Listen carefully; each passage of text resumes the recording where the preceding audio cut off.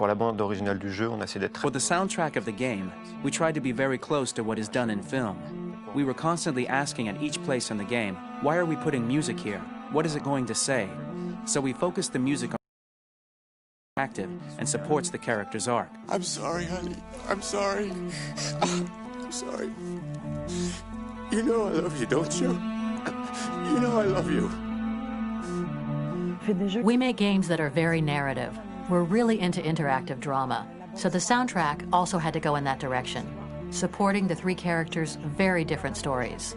We really wanted three colors, three musical sound identities, and from there, having three composers made sense, since the story of Kara, Marcus, and Connor are all completely different.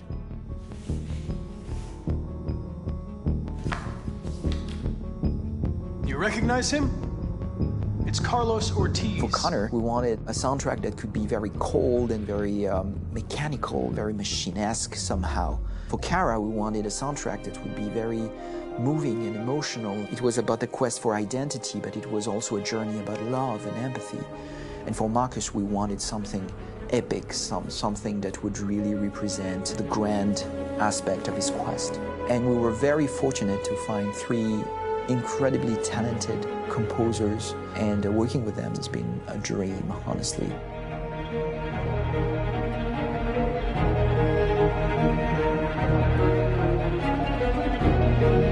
My name's Philip Shepherd, and I'm a composer and a cellist and a producer, and today we're at Abbey Road Studio One, which is my favourite studio in the world, and today we're recording the soundtrack for Kara from Become Human.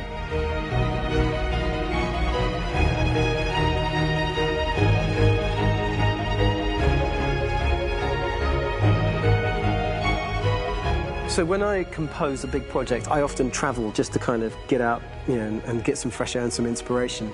And I go hiking and traveling in Montana a lot. I had a log fire in the room that I was staying in, and the flames were kind of making absolutely direct music. And it became the basis for Kara's theme, and it sounds something like this.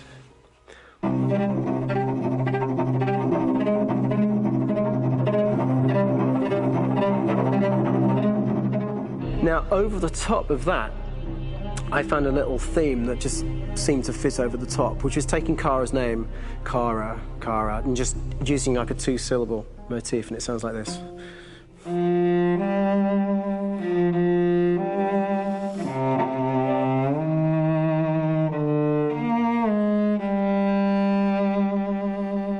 going to pull through this, Alice. As long as we're together, nothing can hurt us.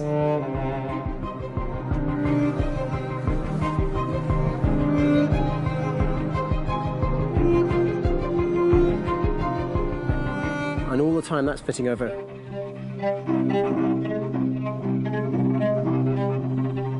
So it kind of works in lots of levels. And in fact, every single theme in the score has one of those elements built into it, and it becomes sort of the DNA of every single tune.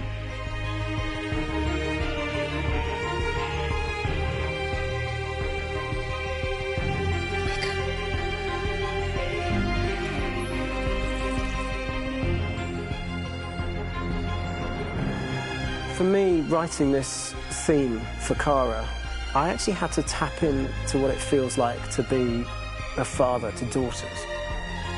I really had to tap into everything I feel about my daughters and thinking, well, if I had to write music for them and that sense of trying to give them the freedom, that's totally where it came from. Because each composer has been given the sort of narrative responsibility for very different characters, I go into other styles. I can actually be very loyal to this particular character and sort of hopefully encapsulate her. But it means also I've suddenly become very connected to this character. And if for some reason it goes to game over early, I'm getting mortified, you know? They're over there! Starting a new project, for me personally, it's always finding the right tone, finding the right color, I like to call it. For me, it's finding that right texture that actually sits against picture really well. One of the biggest things is I created custom instruments for Connor.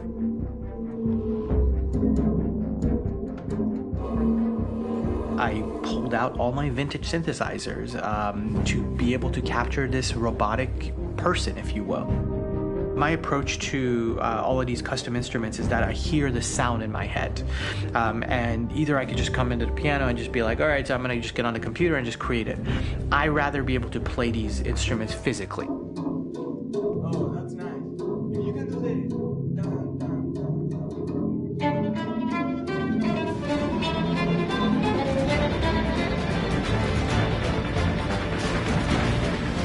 As soon as you see Connor the first time, there is a really interesting thematic idea that you hear, and that's just made out of a Moog synthesizer, but completely manipulated in multiple ways. And it's robotic. It has a little bit of an emotional to it. He's on his mission, so you feel that as well. So it just kind of gives you that cold, motionless, with a mission in hand that you kind of feel throughout the whole thing.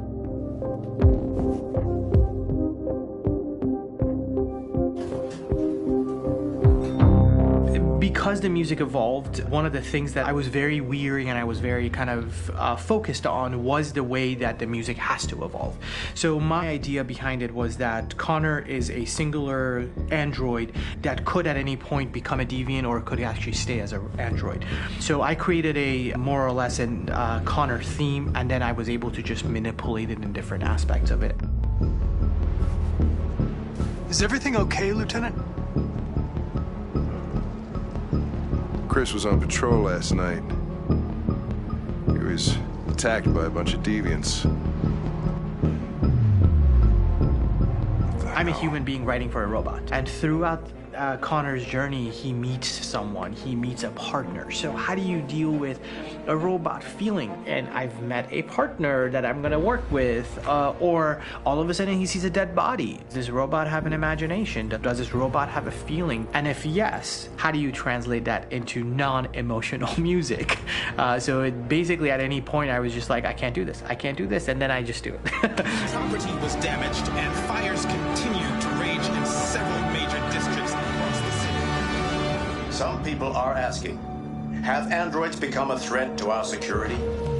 When I first started really digging in on Marcus, the one thing that I really tried to capture was the transformation process. You know, Marcus is this android that evolves over the course of the game and really goes from kind of figuring out that he's more than just an android. You know, he's starting to develop kind of a human soul in a way.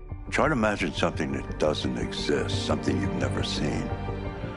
Now concentrate on how it makes you feel and let your hand drift across the canvas.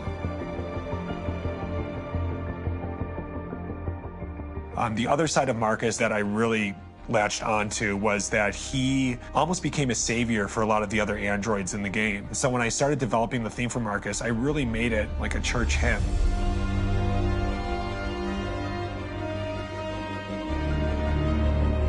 I wanted it to be very simple. I wanted to make it a chordal melody. I really wanted to make it almost like a Bach hymn.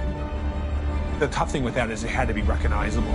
If I made it too complex from a harmonic standpoint, it would be hard, I think, for people to kind of pick it out and recognize it. It's very acoustic derived, but it's also been treated with a lot of effects and things to kind of put it into the space that I felt the sound should be in.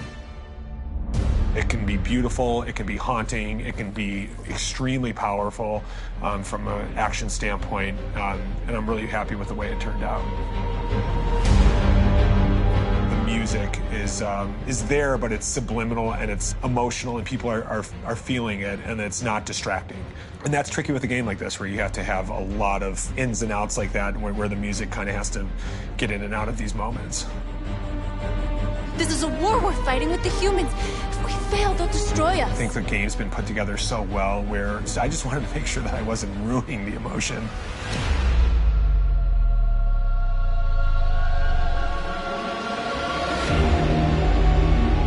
I gotta be honest, when we first started on this path, I've said, oh man, this could be pretty messy, you know? I mean, it could feel disconnected, and But I mean, it's amazing how they really guided us and got us to really kind of all be in the same world, but at the same time feeling completely different. So it's really going to stand out and kind of be one of those games where people are really going to notice the music and kind of how it was crafted, and and all the hard work that went into being able to pull it off in a graceful way.